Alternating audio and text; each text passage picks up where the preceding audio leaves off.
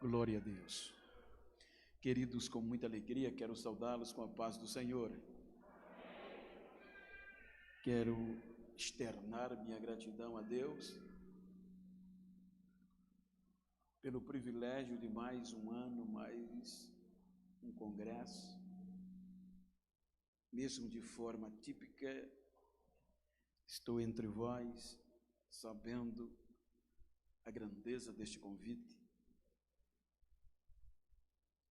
e agradeço ao pastor Luiz Carlos, sua família, o ministério, a esta juventude, pessoa do pastor Josival.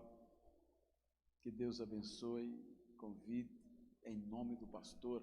Ele me contactou e é muito bom revê-lo. E em nome dele a toda a coordenação, pastor Leivson, conterrâneo, e a alegria de rever o pastor Severino Gonçalves, meu amigo, professor, um homem que muito sacudiu a minha geração no estado das Alagoas, e tenho também como uma das minhas inspirações. Muito bom revê-lo. Queridos, eu quero ler um texto muito lido, portanto, para um momento de crises. Segunda carta do apóstolo Paulo a Timóteo, capítulo 1, versículo 8,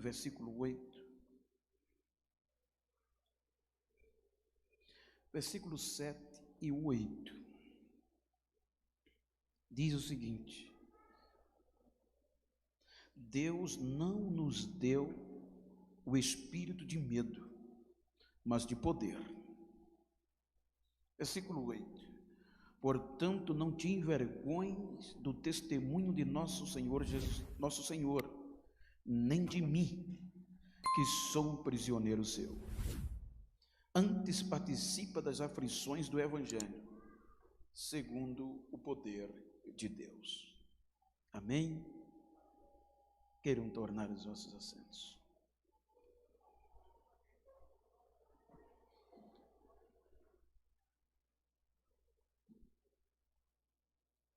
Queridos, como nós estamos diante de um congresso jovem, temos no contexto do Novo Testamento um dos maiores exemplos para não desistirmos. Os irmãos hão de convir que desde o início do Evangelho, como foi dito aqui na mensagem ofertória, que desde o início a perseguição já começou. Tentaram matar. Com o passar da adolescência no anonimato da juventude, aos 29 anos de idade e alguns meses, Jesus, cheio do Espírito Santo, começa a propagar o Evangelho. O Evangelho, os seus ensinos, que era peculiar na época, na visão da lei da religião do judaísmo, que todos os homens que tivessem aptidão judeu, tivesse a vocação de se ensinar, eles tinham plena autoridade, reconhecimento de propagar a lei de Moisés. Por isso que os irmãos observam, diante muitas passagens do Novo Testamento, que a ênfase dos mestres eram fazer discípulos, alunos, para formá-los à continuidade da propagação da lei de Moisés, incluindo os costumes. Então, os irmãos observem que a alta cúpula que regia o culto, a adoração, na nossa linguagem hoje, a diretoria do judaísmo, predominada pelo sumo sacerdote, que era a autoridade máxima religiosa, a própria Bíblia e o contexto histórico mostra que eles não acreditavam em nada que não tivesse escrito na lei. Desprezavam até a lei oral. Então, por isso, os saduceus não acreditavam na ressurreição e em nada que viesse a não estar no livro, ou na Torá, ou nos 5 livros da lei de Moisés. Então, tudo era baseado nisto aqui. Só que a Bíblia diz que a lei adoeceu. Os ensinos, a prática não foi cumprida. Era como dizer, eu ensino e não pratico. Era isso que estava acontecendo. Então, quando Jesus vem, hoje nós o temos como Deus, Filho de Deus e Deus, mas aqui não. Jesus entra no cenário como um judeu qualquer e, para piorar, sem perspectiva nenhuma de ser alguém. Porque o seu contexto histórico, curricular, era o adverso de alguém que poderia ensinar a outrem. Vejam que quando Jesus entra para pregar o Evangelho, é de forma pejorativa que ecoa as notícias, diante da religião, obviamente. Porque o que Jesus vem pregando era um conjunto de ensino que batia de frente com a diretoria do judaísmo, porque Jesus veio cumprir o que eles não cumpriu, e dentro do ensino ele vem cumprir a lei, e dentro da lei ele traz misericórdia, ele traz vida eterna, ele traz ressurreição, tudo que a diretoria jogava de lado. Então os ensinos de Jesus vai misturando todo o contexto, a ponto que começa a incomodar. Então, quando os ensinos de Jesus começam a incomodar, algo que calava a boca dos contradizentes, era que o ensino vinha recheado de milagres. Veja que, em algumas vezes, a diretoria do judaísmo mandou peritos inspecioná-lo, espiar, para pegá-lo em um erro que ele ensinava que condissesse com a lei. Tudo o que ele ensinasse, que batesse de frente com a lei, era um motivo para eles de cascar Jesus. Mas eles, quando voltavam dizendo, ele é diferente. A gente nunca viu ninguém pregar com tanta autoridade como ele prega. Então a Bíblia diz que em nada, Leivson, nada eles tinham o que acusar Jesus. Então o que mais preocupa era que lá no contexto do judaísmo tinha o glamour. O que mais eu quero acreditar que perturbava o sistema religioso era que no contexto da religião tinha todo um aparato legal. Não precisava tirar a segunda oferta, porque o templo em Jerusalém era o maior centro financeiro daquela época. Não precisava decorar para a festa, porque o templo em si já era uma decoração incomparável. Tinha sacerdote, tinha sacrifício, o povo ofertava voluntariamente, tinha todo o glamour, mas não tinha o essencial.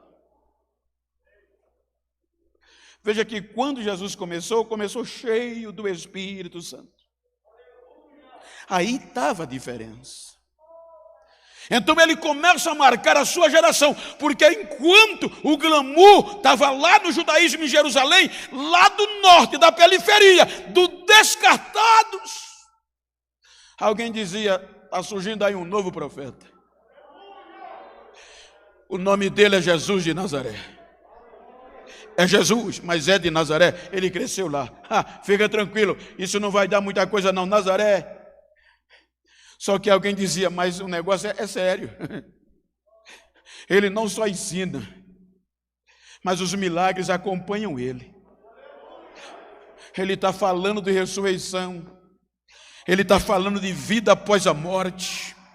Ele está dando esperança a quem não tem. Onde ele passa, os milagres acompanham. Os cegos estão enxergando, voltando a enxergar. Até cego de nascença está tendo visão. Então isso foi perturbando, porque contra fatos não há argumento. Contra os ensinos podiam bater de frente, mas contra os milagres não tinham que argumentar, porque eu vivia com este, ele era aleijado, ele era mendigo, ele não era nada, mas agora está um homem de respeito, está uma mulher, ela não tinha identidade, mas agora tem. E para piorar, há algo que a lei e a religião, desde daquela diretoria, não costumavam ver. O quê? Ressurreição. Eles falavam que não havia ressurreição. A Bíblia diz que os saduceus não acreditavam em ressurreição. E eles eram a elite, era a cúpula, era a diretoria que regia tudo. Aí alguém vem dizer, não sabe o que aconteceu, o que foi? Lázaro, 4 dias de morto, e Jesus disse, vem para fora. Veja que isso perturbou-los de uma forma tamanha, que a Bíblia diz que só o fato de depois de alguns dias, no culto de ação de graça de Maria, em Betânia, não precisou Lázaro falar nada, só ele está sentado ao lado de Jesus. Aí disseram, agora vamos matar, mas só Jesus não, vamos matar Lázaro também, porque é por causa dele que as pessoas estão acreditando no testemunho de Jesus. Então, em suma, desde o princípio, a mensagem, o testemunho de Jesus, mediante a elite, era vexatório, era vergonhoso. A origem, a grade curricular, não tinham. Veja que na lei, pela lógica normal, um discípulo que aprender aos pés de Jesus, mas não vê, porque Jesus não fazia parte da grade curricular do judaísmo. Então, qualquer mestre que não tivesse na grade, não era mestre na visão da religião. Então, quando Jesus percebe que está chegando a hora, Lucas 24, 48 por diante, no capítulo todo vamos encontrar. Então ele reúne os seus discípulos e menciona-o, e ensina-o, e diz que era necessário. Lucas diz que depois da ressurreição, levaram Jesus à morte, de forma vexatória, porque ninguém, gente, se nós analisarmos a morte de Jesus para a época,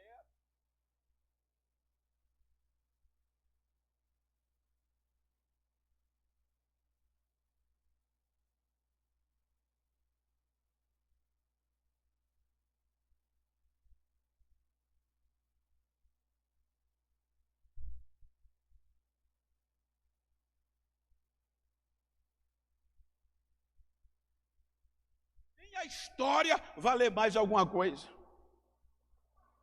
Então, quando Jesus ressuscita, os discípulos não esperavam, mesmo sendo preparado por 3 anos e meio, não esperavam. Jesus, o jovem Jesus, marcou a sua geração. Ele ressuscita e vai atrás de um por um. Veja que a maioria tinha desertado. Os discípulos de Emaús já tinham desistido. Pedro já tinha desistido. A maioria já não acreditava mais. Ele reúne-os, até Judas já perdeu a vida. E Lucas diz que era necessário que isto acontecesse, que eu padecesse e ressuscitasse. Então ele diz: portanto agora, eu vou enviar a vocês a promessa do meu Pai, o Espírito Santo. Porque sem ele não dá, vocês não conseguirão. Aleluia. Os discípulos ficaram tão alegres, diz em síntese Lucas, que Jesus os leva para fora da cidade, vai a Betânia e se despede deles. E eles voltam esperando a promessa. Como acreditar? Como não ser vergonhoso? Por alguns fatores que aconteciam. Primeiro, está escrito que agora palavras não ia contradizer, não ia dar vinco. Por quê? Porque a cidade foi Páscoa, entre outras, mas o maior evento. Há um escritor que diz, Joaquim Jeremias, salvo engano, no livro Jerusalém nos tempos de Jesus, ele diz que Jerusalém tinha cerca de 20 mil habitantes no censo, dentro do muro, com mais 5 ou 10 mil fora do muro, entre funcionários, sacerdotes, levava-se de 25 a 30 mil o censo de Jerusalém. Mas por ocasião dessas festas, a cidade ia para quase 120 mil pessoas. Então havia uma muvuca, uma aglomeração, e não eram pessoas dali, era de toda parte que vinha peregrino de debaixo do sol. Então, quando a notícia da ressurreição, da vida de Jesus, foi controvertida, porque a religião espalhou por meio dos soldados que os discípulos roubaram o corpo dele e que Jesus continuava morto. E qual era a voz que predominava? A dos discípulos ou a da cúpula da diretoria da religião? Obviamente, a diretoria, porque a voz do sumo sacerdote era a voz de Deus. Então, tudo tinha a convergir que isso não ia para frente. Tudo diria que qualquer um que se predispusesse a continuar seria envergonhado. Até pelo tipo de morte. Quem vai defender um mestre que morreu de cruz? Em todos os aspectos jurídicos era pejorativo. Culturalmente pejorativo. Então eles acreditaram porque viram e esperaram. Na festa seguinte, na continuação, o Pentecostes, o Espírito Santo vem, enche onde eles estavam. O poder toma conta do lugar. O que eles nunca tinham sentido na vida. Sem nomes, sem conceitos em Jerusalém. Aleluia. Sem aderente, sem parente na diretoria do judaísmo. Expostos à vergonha, ao descrédito, à represária. Agora são cheios do Espírito Santo. Quando eles são cheios, Jerusalém é impactada. Jerusalém recebe algo tão diferente que as pessoas que tinham tudo para contradizer, gritavam: o que é que está acontecendo? Quem estão ali hospedados naquele lugar? Não são todos galileus? São. Eles não são indoutos? São. Não são caipiras? São.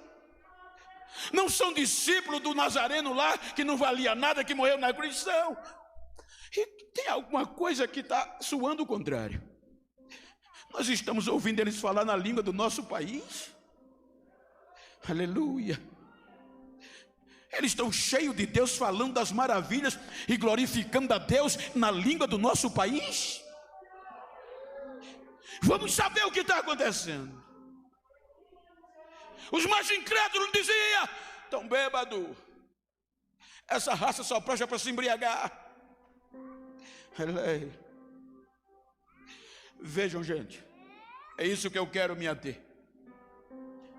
A Bíblia diz, como foi cantado, estavam todos reunidos em um mesmo lugar.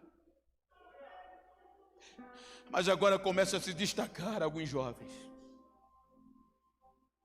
A Bíblia diz que o jovem Pedro, quando ouviu aquilo, cheio do Espírito Santo, ele tem a ousadia de sair para fora de onde estava e começar a pregar. E a pregação dele não tinha nada que pudesse atrair, porque ele não tinha um conhecimento didático, mas tinha um conhecimento de vida. Então ele começa a ministrar uma palavra da lei. Ele vai na fonte, começa pelo pai Abraão, começa de lá para cá e vem rasgando até chegar na ressurreição de Cristo. E ele diz que os judeus eram culpados por ter matado Cristo em uma cruz, e que aquilo que estava acontecendo agora era a promessa que Deus prometeu por meio de Joel, que nos últimos dias encher do seu Espírito toda a carne. E é para vocês, é para os vossos pais, é para os vossos filhos, para tantos quanto estiver longe ou estiver perto. A promessa é de Deus, foi Ele que prometeu. Não tem ninguém bêbado, não. E o que faz, gente? O que faz? O que faz o ignorante pregar? Simples. Pessoas correrem para frente. De todas as nações, cerca de 3.000 pessoas vão para frente. Até sacerdote abandona a lei e vão gritando: varão,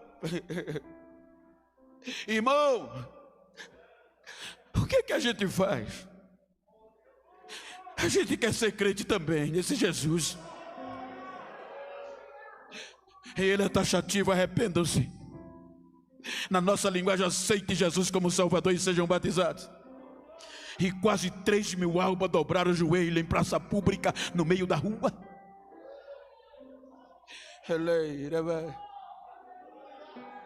Cheio do Espírito Santo.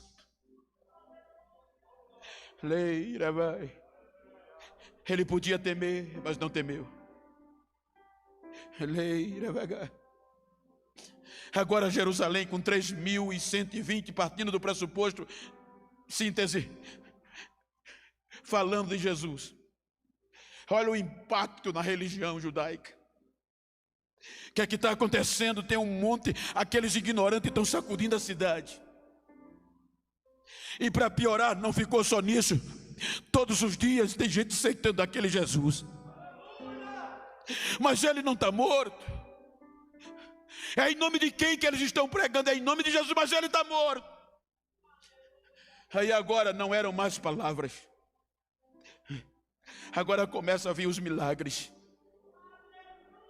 O que Jesus fez, agora fazia mais através do discípulo maior ainda.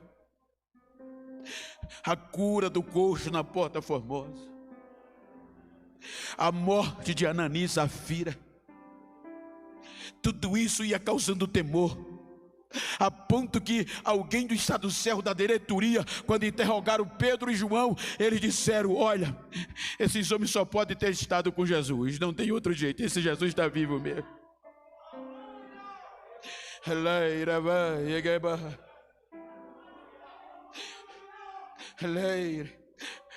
Sempre se destacou alguém marcando a sua geração. O nome de Pedro ficou conhecido no império. O nome de Pedro foi conhecido na diretoria do judaísmo, a ponto de toda perseguição, mesmo matando Tiago, os milagres acontecendo, mas agora vamos matar Pedro porque ele é um dos piores.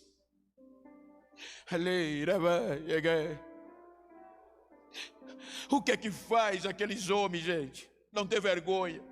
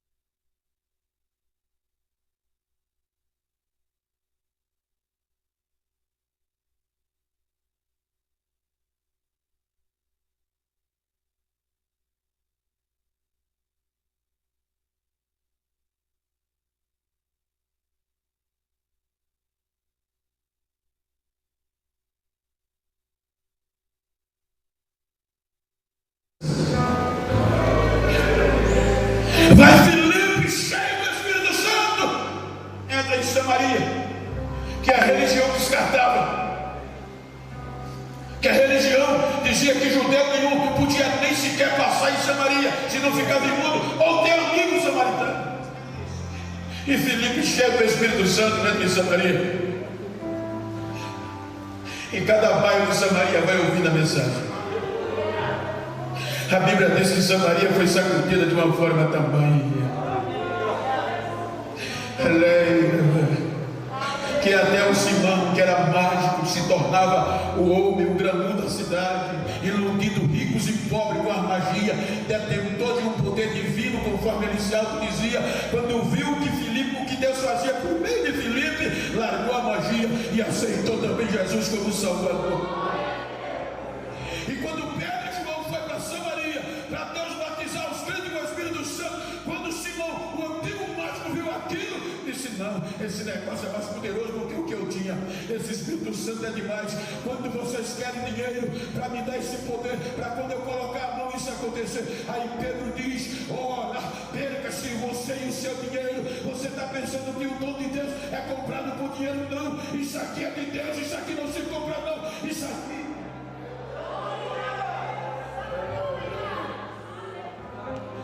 continuavam enfrentando as crises e adversidades. Muitos anônimos foram esfolados vivos. Outros foram decapitados. Enquanto a cabeça estava sobre os ombros, eles não desistiam, irmã.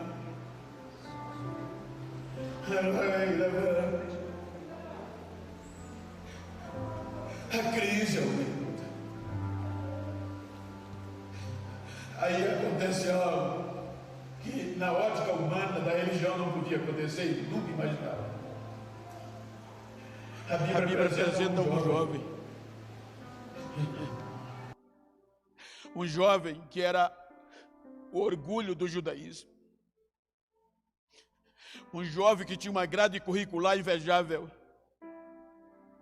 Aprendeu a lei de Moisés aos pés de Gamaliel. Veja que quando você ler o capítulo 7, versículo 58 de Atos, salvo engano, você vai ver que a Bíblia o denomina na versão normal de jovem Saulo. Era jovem. O jovem que tinha um futuro assustador. O jovem que, pelo contexto religioso, estava prestes a se tornar mestre da lei de Moisés. Isso era glamour, isso era reverência demais. O jovem formado em o melhor,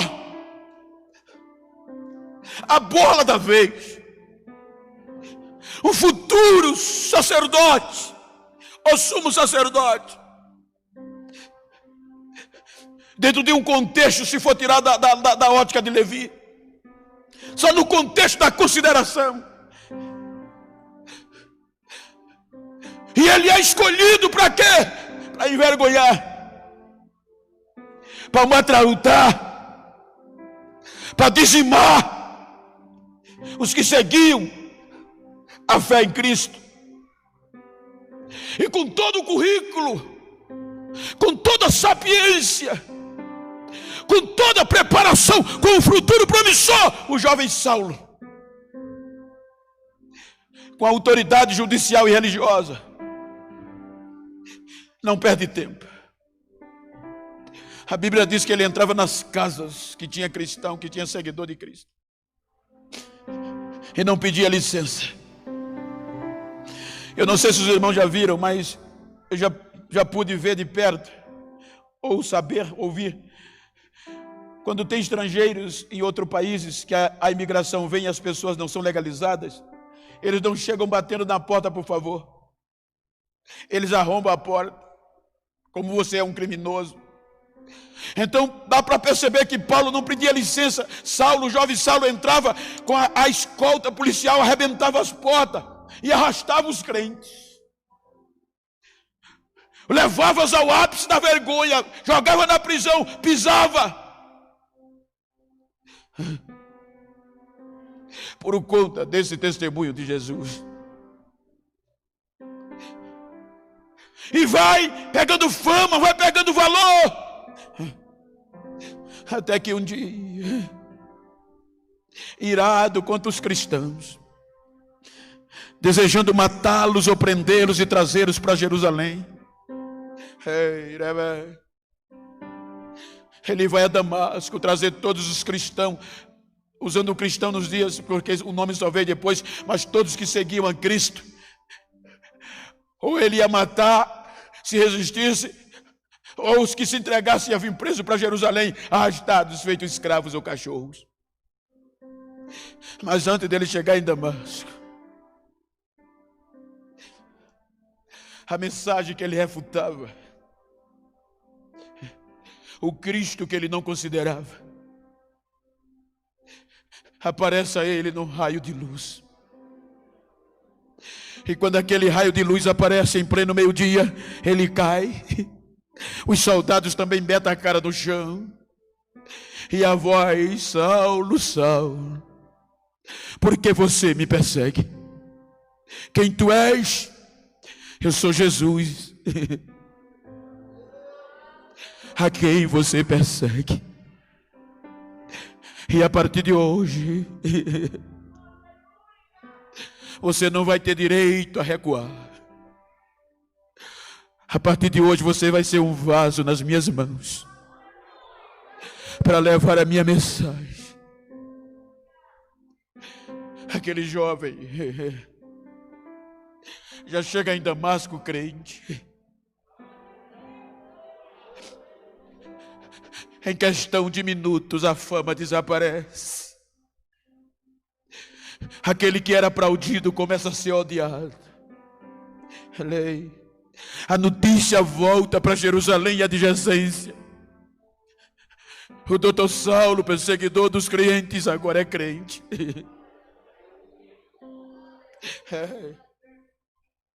Está testemunhando desse Jesus. Vamos matá-lo. Isso não demorou muito tempo. O homem que saiu com todo o glamour, com toda a honra, com todo o aparato, para envergonhar os cristãos, para denegrir a imagem e o testemunho de Jesus Cristo, agora estava escondido. E para salvar a sua própria vida, teve que sair como algo sem valor, como uma abóbora podre, colocado em um cesto pelo buraco do muro. O que eu acho lindo é esse Jesus. O que eu acho lindo é o trabalhar de Deus. Pelo glamour e a fama e o conhecimento geral, jurídico, filosófico que Saulo, o jovem, tinha, era para aproveitá-lo no dia seguinte, pastor Severino. Vamos aproveitar o conhecimento que esse menino tem. Mas segundo o contexto histórico bíblico, Deus parece que tira a mão. Ele sai como fugitivo de Damasco para o deserto da Arábia. E o pior, que o pastor presidente, a comunidade dos cristãos não deram nem bola. Só se ouvia dizer: aquele perseguidor agora é crente. Era a única coisa que falava de Paulo, de Saulo. Aquele que tentava nos oprimir, nos vergonhar, agora também faz parte de nós. 14 anos. 14 anos. Deus não pegou ele e o levantou no outro dia. Ele teve que aprender que esse negócio aqui, conhecimento é bom, mas não é tudo. Fama aqui não, glamour é lá fora, aqui é poder. Lá fora tem reconhecimento, aqui tem aflição.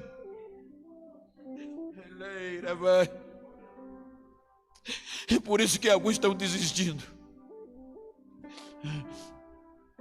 É por isso que eu recebo muitas ligações dizendo: Bento, eu já fiz tanta coisa, pai, mas parece que não encaixa, eu vou desistir.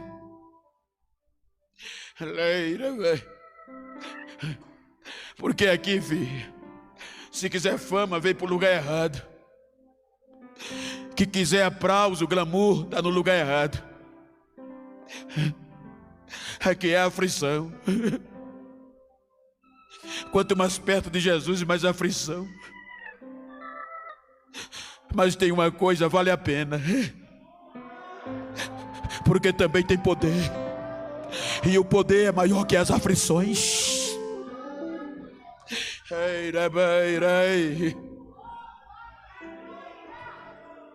14 anos esquecido,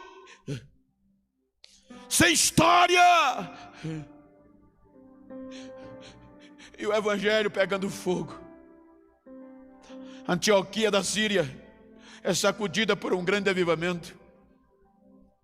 O Espírito Santo usando simples pessoas e fazendo a diferença, marcando as gerações. Aí Barnabé aparece e vai buscar o jovem Saulo. Ele tinha tudo para ter desistido. 14 anos. Não vai dar mais certo, não. Mas a Bíblia diz que quando Barnabé foi buscar ele, 14 anos, partindo do pressuposto, sem história, quando ele surge de novo na história, é em Antioquia. E como é que ele surge? Falando línguas estranhas, orando e profetizando na igreja de Antioquia. Os 14 anos não foram suficientes para desestimulá-lo. Os 14 anos de silêncio, de oculto, e não foram de anonimato, não foram suficientes para ele se envergonhar de Jesus. Então, quando ele aparece no cenário, ele já aparece. É quando o Espírito Santo vem e separa ele e Barnabé para levar a mensagem. E agora ele começa a marcar a sua geração. Veja, se você acompanhar todo o ministério de Paulo, o jovem, desde o seu início até o fim, na ótica humana você não tem motivo para se espelhar. Se você for pautar na ótica humana o seu ministério com base na vida que Paulo passou, você desiste. Começou sendo desprezado,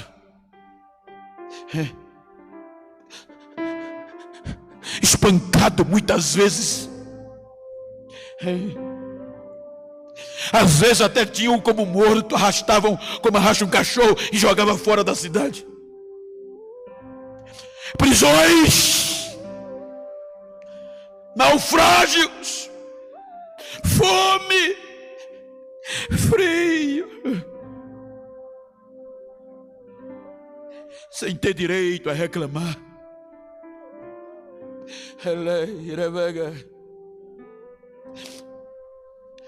Primeira viagem. Veja que ele termina a primeira viagem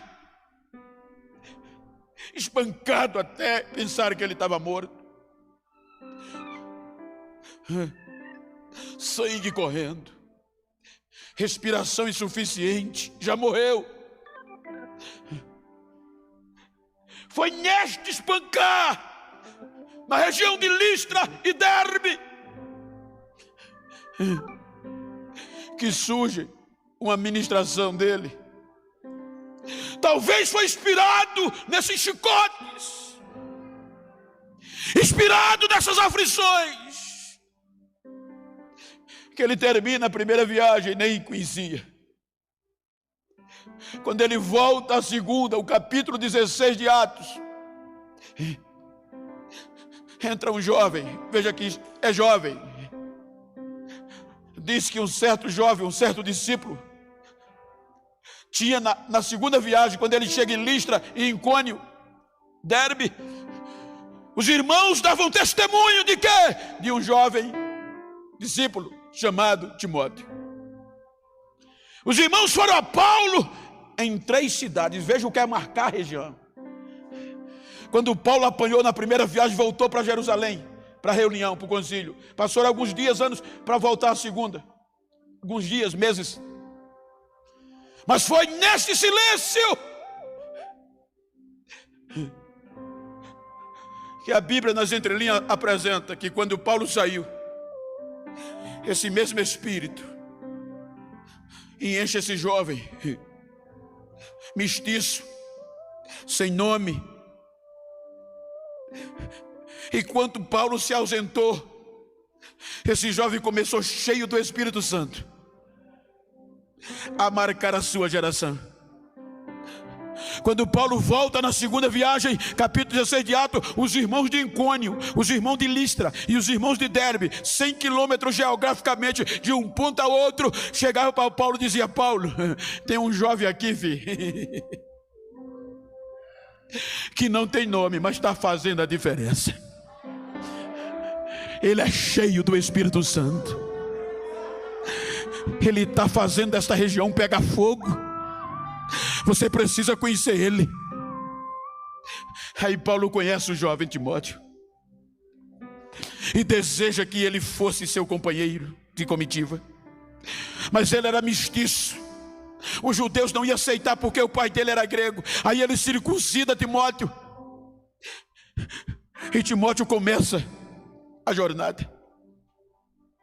Primeira experiência de Timóteo foi frustrante. Foi já na Europa, na Macedônia, quando ele viu o seu líder Paulo, quando ele viu Silas serem chicoteados, serem presos. E qual foi o crime? Ser cheio do Espírito Santo.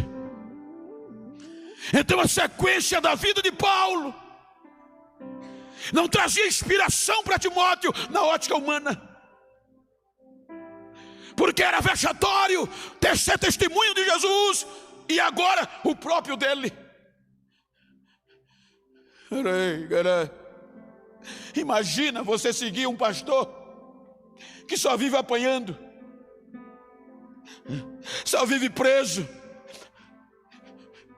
Que perspectiva futura você tem? Que Jesus é esse? Que evangelho é esse? Que só nos traz vergonha.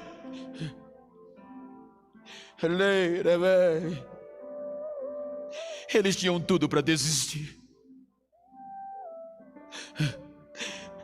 Paulo apanha em Filipe, é preso. Paulo é expulso de Tessalônica. Paulo rala em Corinto. Voltam para a Ásia. E Paulo deixa-o em Éfeso e volta para a Macedônia, Europa. É aqui que vem a prisão mais dolorida, porque agora já não era questão religiosa, agora já era o Estado, já era o império. Porque para piorar, Paulo se torna inimigo do Estado. Não só ele, mas todos que professavam, inimigo do império. E agora não é mais uma prisão religiosa, agora era uma prisão com a maior força e obscura. Enquanto Paulo vai preso, o jovem Timóteo está em Éfeso, conduzindo a igreja.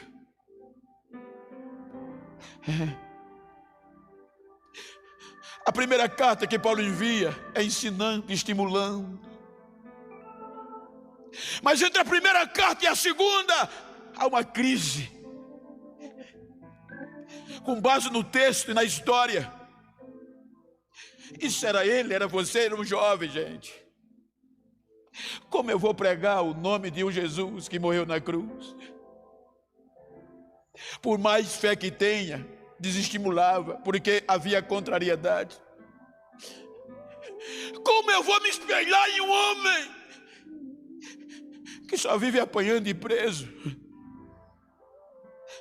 Para a gente falar hoje, a gente tem a história, mas ele não tinha. E como jovem, ele largou a vida. E para piorar, dentro da igreja tinha um grupo de obreiros, ou dois pelo menos, que Paulo cita, que o ultrajava e o desprezava, e dizia que ele só estava ali porque era peixada de Paulo. Foi o jeitinho que Paulo deu, mas que ele não sabia coisa nenhuma teologicamente. Veja que eles diziam, Timóteo ensinava a ressurreição, eles diziam, já houve ressurreição. É que esse menino não sabe de nada, isso aí é um Zé Mané. E tudo aquilo pela segunda carta foi causando aflição.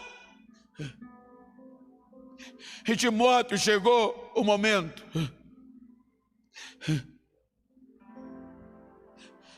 com base na carta, na segunda carta, não dá certo isso.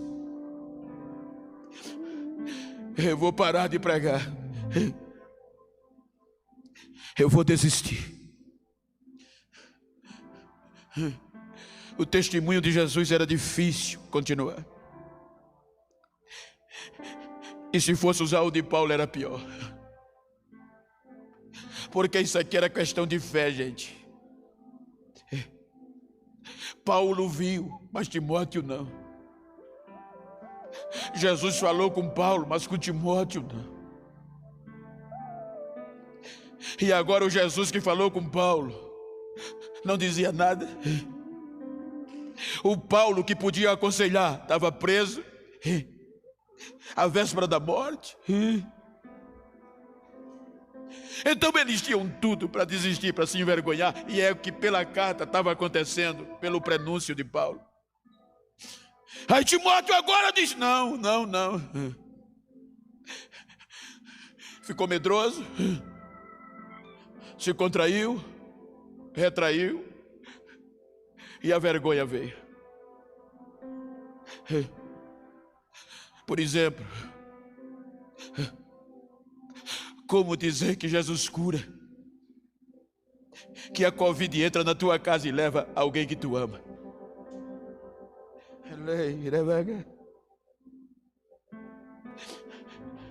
Como pregar que Jesus cura, se ele leva a enfermidade e vem, e como um drogado, um levado, o teu pastor também é? Como prosseguir marcando uma geração, quando tudo quer nos mostrar que não é verdade?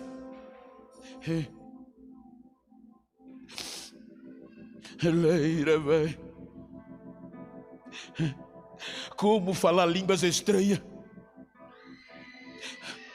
enquanto um carnaval é fechado, um congresso também é? Como entender isso? Foi o que fez Timóteo entristecer. Eu não entendo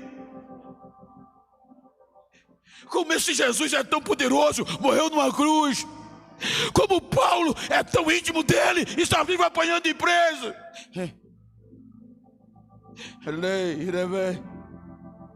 É porque já começou assim, filho. Desprezar o Filho de Deus, não deram valor a ele. Aí a notícia chega na prisão em Roma: Paulo, Timóteo está triste, não está pregando mais como pregava, está querendo desistir. As circunstâncias estão deixando eles oprimidos, ele é oprimido e com vergonha. Aí veja o que é que Paulo escreve: ao meu amado filho na fé. Olha o carinho.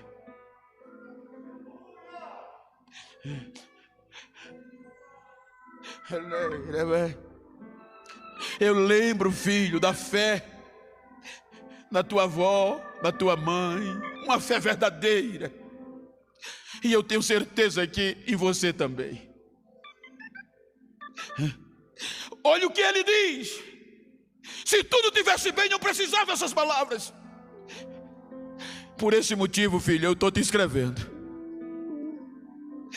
para que desperte o dom de Deus que há em você. Porque Deus não nos deu um espírito de medo, mas de poder. Paulo estava dizendo: não desista, filho.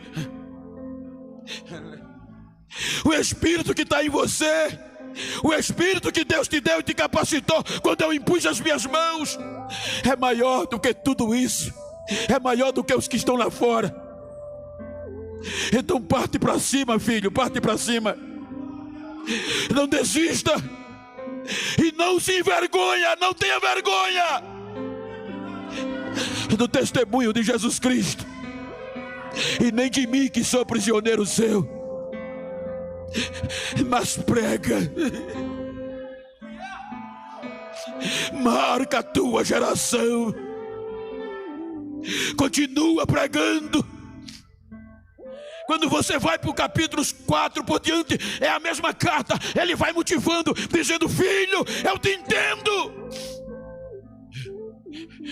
Esses últimos dias vão ser difíceis. Virão aproveitadores da fé, charlatãos, e o povo vai querer ouvir mais a eles. porque eles não vão pregar a verdade, eles vão agradar plateias, mas não, você não, filho, não se venda, continua pregando a palavra em tempo e fora de tempo, doa aonde doer, prega a verdade.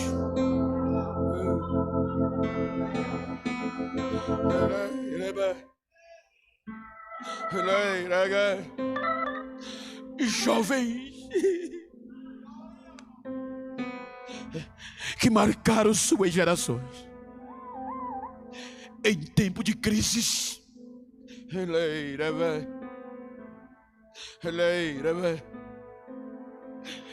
a história continua. Timóteo sai dali. Síntese, história, e não parou mais de pregar. Continuou com a cabeça erguida, e a mensagem na mente que Paulo diz a ele: filho, a minha hora está chegando, filho. Em outras palavras, agora é você, filho. Agora é a sua hora, porque daqui eu sei que eu não saio mais. Eu acabei a carreira, eu combati um bom combate, mas eu guardei a fé, eu não desisti. E agora, filho, o que é uma coisa me aguarda é a coroa da justiça, a qual o justo juiz dará naquele dia, não só a mim.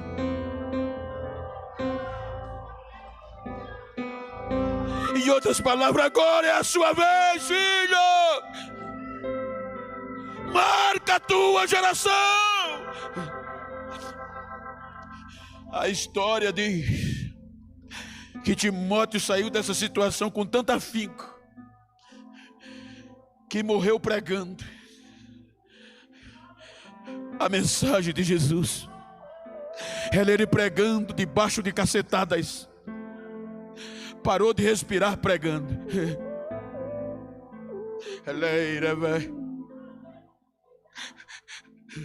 Eu quero saber quem quer marcar esta geração. Você pode observar que todos que marcaram geração foi em tempo de crises.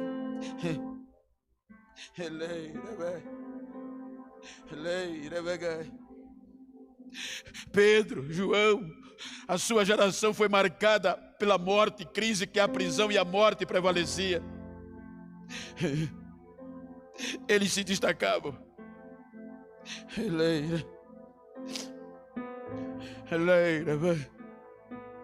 Geração de Timóteo sobreviveu a tudo isso. Geração de séculos passados, o intelectual, o racismo, capitalismo sempre se destacavam. Agora nós estamos vivendo um tempo de crises, e agora é tempo de sermos mais avivados. Se nós falarmos de Jesus, agora é que temos que falar. Se éramos cheios do Espírito Santo, agora é que temos que ser. Eu vos envio a promessa de meu Pai. Para quê? Para ser glamuroso? Não. Para quê? Para resistir, para ser unidos. O Espírito veio, e possivelmente nesta noite eu estou pregando para Timóteos da nossa geração. Talvez você chegou aqui sem entender o trabalhar de Deus. Você chegou aqui querendo desistir. Ei, Timóteo!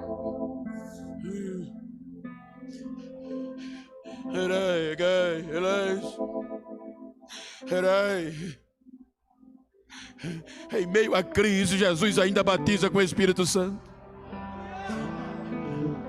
Eu estava sentado perto de um pastor pregando numa igreja. Antes de pregar, ele olhou para mim e disse: Bento, a gente está na Assembleia de Deus. Por quê, pastor? Silêncio demais, Assembleia de Deus não é assim. Ele dizia a ele: Bento, essa pandemia está amordaçando muita gente.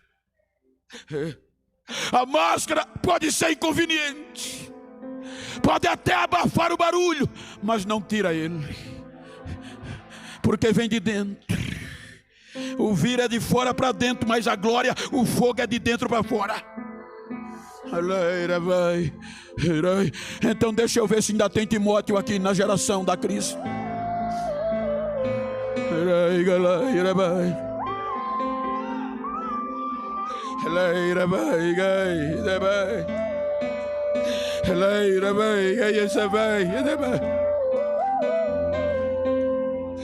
Ainda tem Timóteos.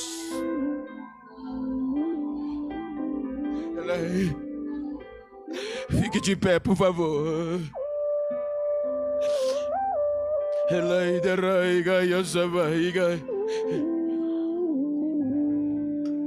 Eu sei que eu não posso fazer aglomeração. Estou pregando controlado aqui.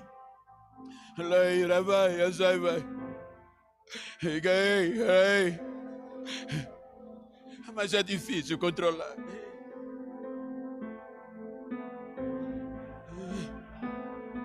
Se você puder, com a máscara e na distância que você está, olha para esse irmão, essa irmã que está do teu lado, diga: ô Timóteo, do século 21, desiste não. O que está dentro de você, a chama que foi colocada dentro de você, não é para desistentes.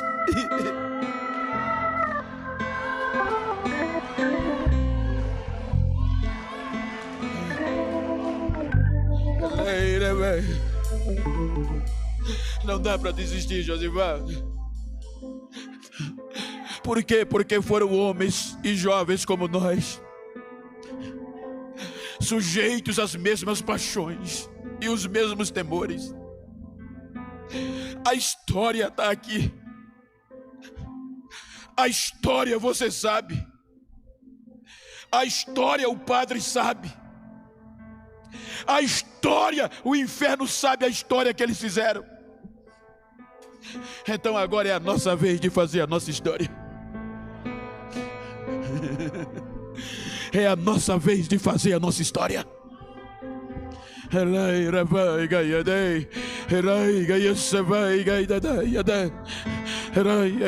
Não tenha vergonha do testemunho de Jesus, nem de mim, que sou prisioneiro seu.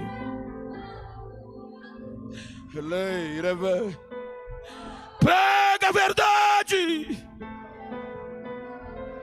mesmo que não queira ouvir. É quadrado, isso é coisa do passado. Prega o que está escrito e deixa Deus fazer o resto. Soberano Deus e eterno Pai, em nome de Jesus, teu filho amado, eu preguei a palavra que está no meu coração. Assim como estes homens, esses jovens marcaram a sua história,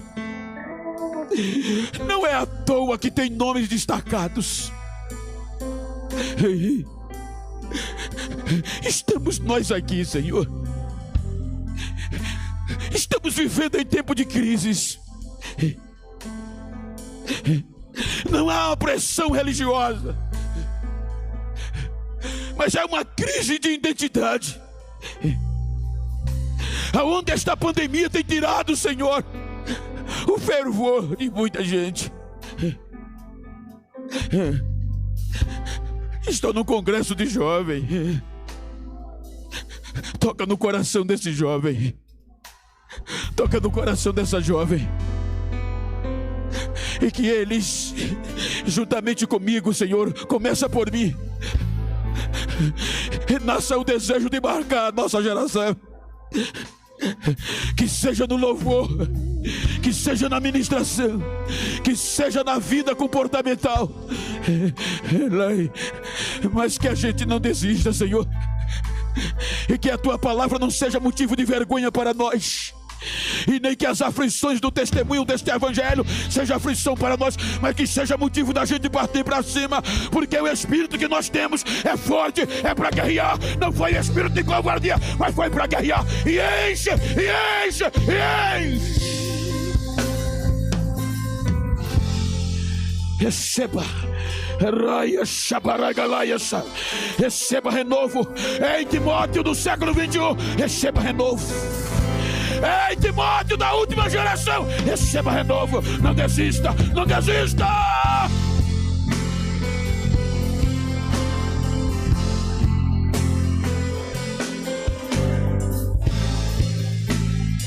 Adore, adore.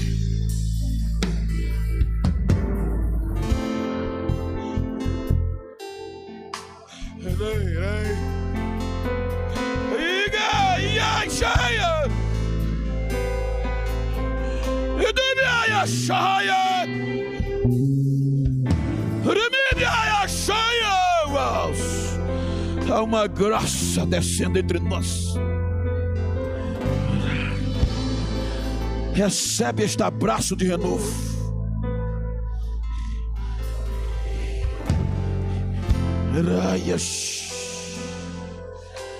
Agora olha para quem está ao teu lado e diga: me faz um favor. Mas fala mais forte, diga: me faz um favor. Se ao sair daqui tu encontrar alguém que pensou que eu estava desaparecido, que eu ia desistir, dá um recado a ele. Agora é que eu vou partir para cima.